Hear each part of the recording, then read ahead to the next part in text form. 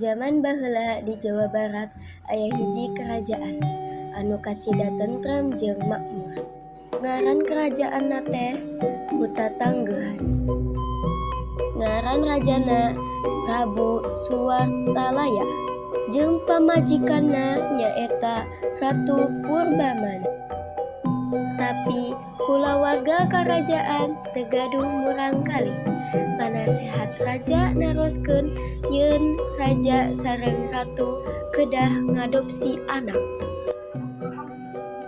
Paduka, abdi nyarankeun anjeun ngadopsi anak.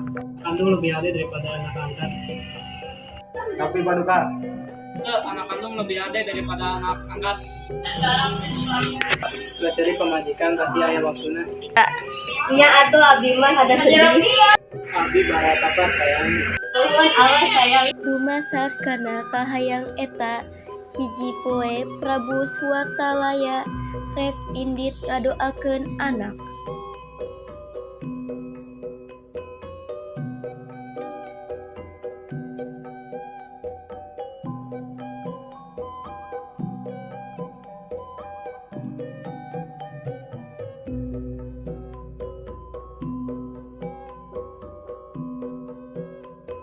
Sanggeus babaraha bulan Prabu Suwartalaya ngadoa kahayangna laksana.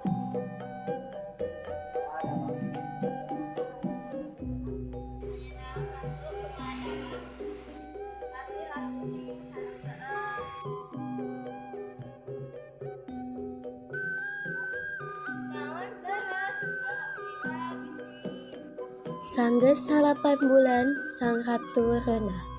Anjeunna ngalahirkeun putri anu geulis pisan.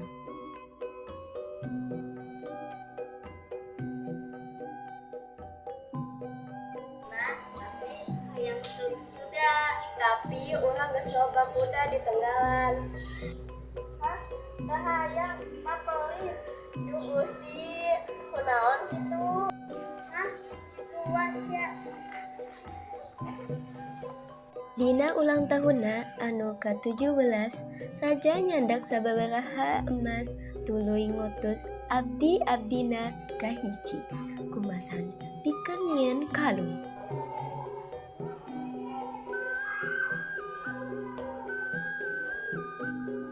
Kuring Bapa Bunga ngalakonan eta. Ada ambil biar dasana eta. Atur nuhun, salahuna. Sababaraha menit ti harita Wah, ieu kalung paling geulis nu Ati pernah ningali. Semoga putri resep.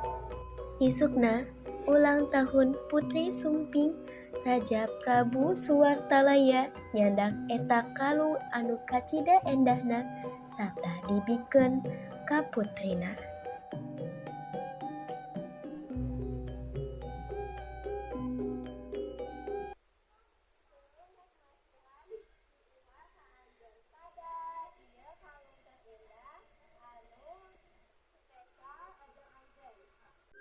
Kalung ieu bumi pisan, Mak.